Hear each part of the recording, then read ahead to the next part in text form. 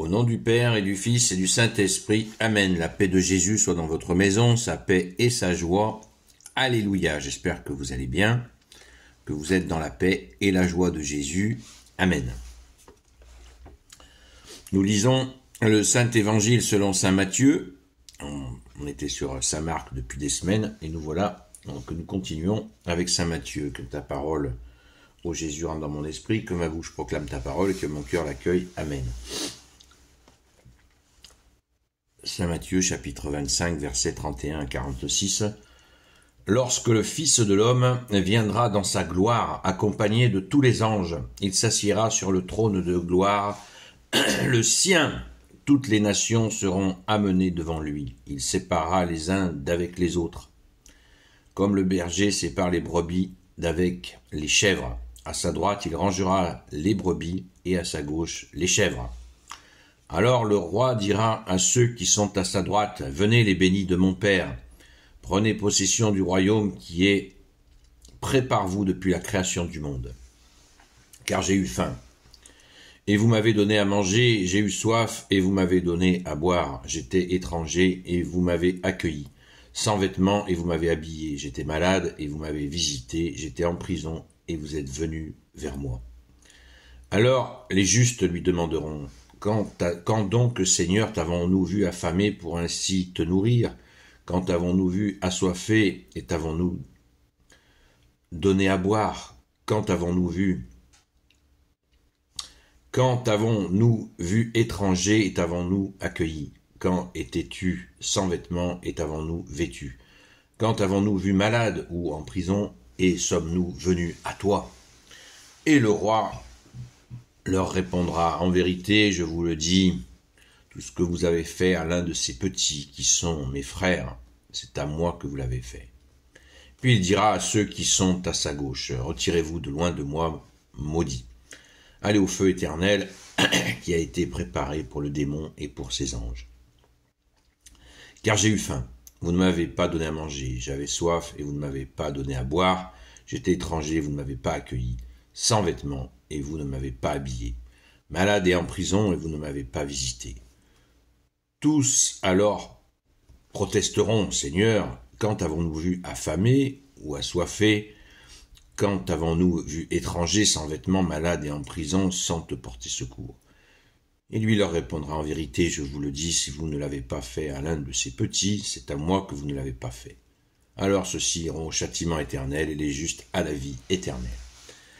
Merci Jésus, alléluia. Le jugement final, le jugement dernier, plusieurs appellations pour dire la même chose. Cette annonce de Jésus, elle est saisissante et elle nous fait réfléchir, évidemment. C'est d'ailleurs un des ressorts qui fait que j'insiste pour dire que le jeûne alimentaire dans le carême n'est pas fondamental. Enfin, c'est ce que je comprends, moi, de ce que tu nous dis, bien-aimé Jésus, puisque dans l'Ancien Testament et dans le Nouveau Testament, il nous est dit, Dieu ne veut ni les sacrifices, ni les offrandes, ce qu'il veut, c'est la miséricorde. Et là, Jésus vient nous expliquer la miséricorde. La miséricorde, c'est ça, donner à boire à ceux qui ont soif, donner à manger à ceux qui ont faim, donner des vêtements à ceux qui n'en ont pas, libérer les captifs, visiter les malades, visiter les prisonniers, accueillir l'étranger. Alors l'étranger, entendons-nous bien sur qui est cet étranger, puisque on nous rebat les oreilles avec les étrangers que nous serions obligés d'accueillir. Cette parole-là ne s'adresse pas uniquement aux gens d'Europe. Il faut sortir un petit peu de son nombril. La question de l'accueil qui a fait grand débat chez nous, et plus que débat, puisque nous subissons une invasion migratoire. Donc cette parole ne concerne pas ça, elle concerne tous les peuples du monde qui sont censés accueillir l'étranger. Qu'est-ce que l'étranger? L'étranger, c'est une personne qui est faible, qui est fragile. qui peut venir de, je sais pas, 50 km de chez vous, qui est jamais sorti de chez lui, qui est paumé, que vous croisez, et à qui vous allez pouvoir porter un secours, parce qu'il est perdu. Il ne connaît pas, il n'a pas ses repères. C'est ça l'étranger. Il peut venir bien sûr d'un autre pays, il peut venir d'une autre région, mais voilà, ne tordons pas la parole de Jésus pour en faire un cheval de Troie, comme c'est le cas en Europe. Il s'agit bien de tous les étrangers du monde, et nous-mêmes, si nous avons voyagé, nous connaissons cette situation d'étrangers fragiles.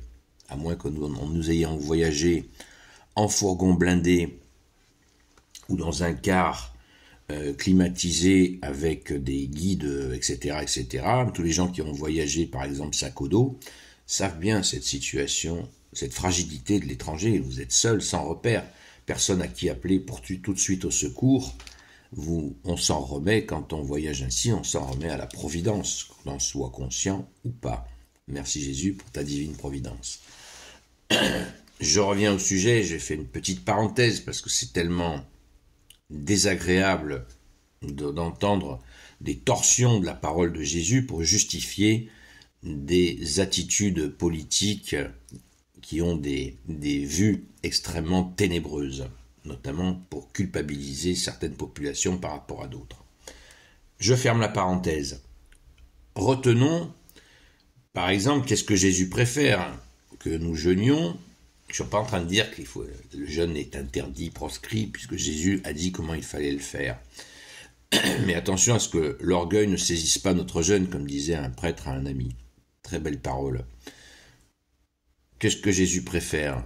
Que nous donnions à manger à quelqu'un qui a faim ou que nous jeûnions nous-mêmes?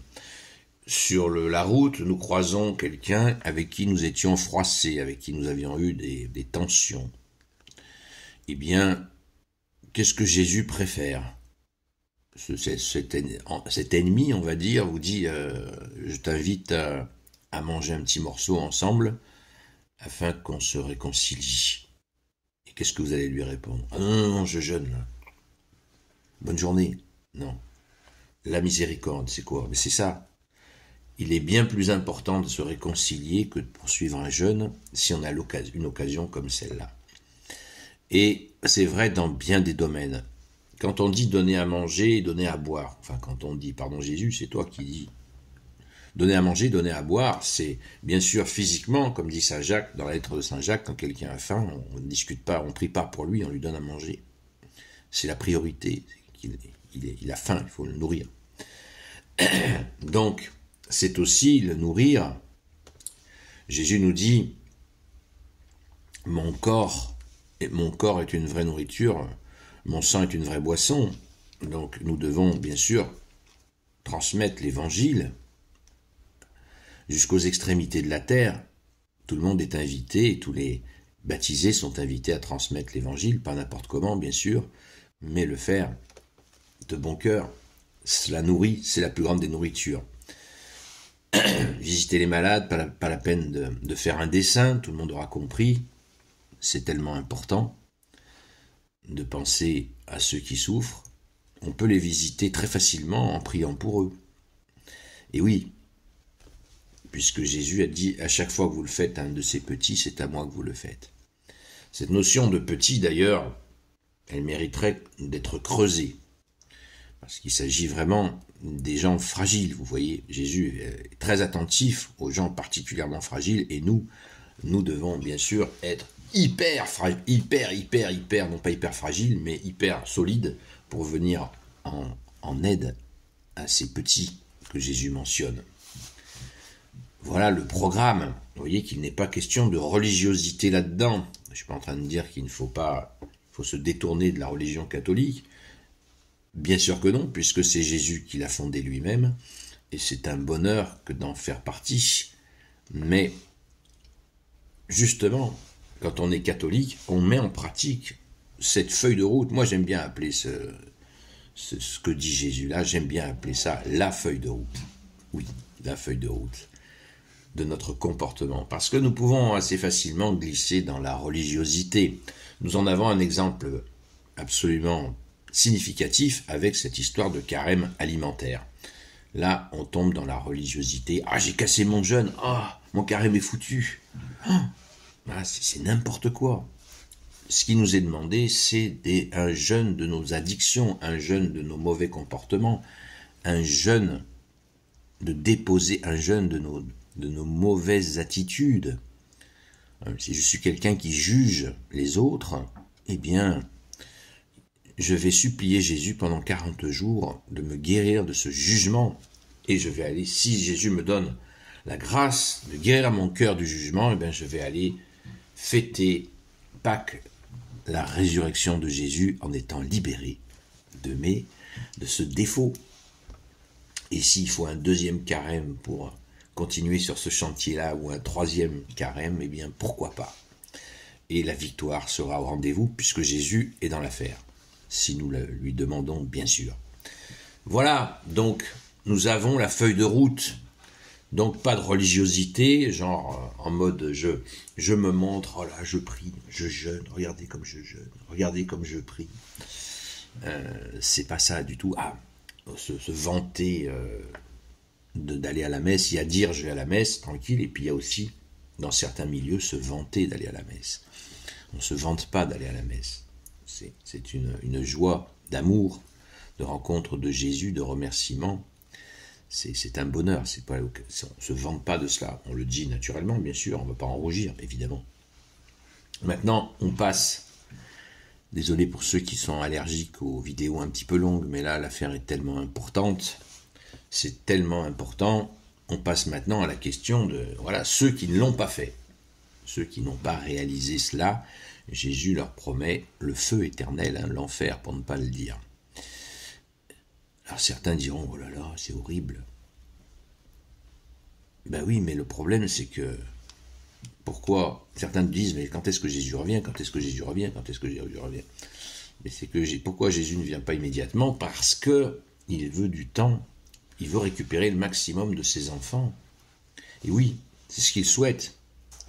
Il souhaite récupérer le maximum de ses enfants pour qu'ils se convertissent, la fameuse phrase d'entrée en carême, convertissez-vous et croyez en la bonne nouvelle. Voilà la feuille de route du carême, la vraie feuille de route du carême. Et c'est celle que Jésus a donnée, entendons-nous bien. Donc, Jésus veut récupérer le maximum de ses brebis. Si vous n'avez pas fait ça et que vous entendez cette feuille de route, eh bien, on se retrousse les manches, les amis, ou pas des amis, on n'est peut-être pas des amis, vous êtes peut-être même des ennemis de la foi catholique, mais sachez que vous n'échapperez pas à ce jugement final. Et tout le monde est prévenu, moult fois, c'est le sens des trompettes dans l'Apocalypse. Les trompettes, ce sont des temps où le peuple, l'humanité est prévenu que ce jugement dernier, il est fixé. Heureusement, on n'en connaît pas la date, sinon il y aurait des petits malins qui s'y prendraient la veille et qui s'imagineraient qu'en faisant justement tout ça, toutes ces belles choses, 1 heure avant le jugement dernier, qu'ils puissent dire à Jésus, regarde, nous on l'a fait. Ça marche pas comme ça. Ça marche pas comme ça. Jésus sonde les cœurs et les reins, il connaît les intentions, ça ne marchera pas comme ça. Donc si vous entendez cet appel de Jésus qu'il vient de nous dire, eh bien, mettez-vous au travail, et puis nous aussi on se met au travail, parce que ce n'est pas acquis. Quand nous avons déjà commencé à faire cela au tout petit, eh bien, c'est pas gagné, c'est pas terminé. Jusqu'à notre dernier souffle, nous devons poursuivre cette feuille de route par amour, non pas par intérêt, mais par amour. Mais si c'est par intérêt, eh bien, faites-le quand même. Mais demandez quand même à Jésus de purifier votre cœur, et nous le demandons tous, afin que nous soyons dans cette charité d'amour authentique. C'est bien mieux pour la paix du cœur, la paix du ciboulot aussi, la paix en général, puisque la paix, elle a un nom, elle s'appelle Jésus le Christ Jésus. Amen. Donc, si vous n'avez pas réalisé cette feuille de route, si vous n'avez pas commencé à agir, commencez par des petites choses, donner une boisson chaude à quelqu'un qui grelotte sur le trottoir, ça vous coûtera quelques euros avec un petit gâteau par-dessus et ça et une petite discussion, un petit échange.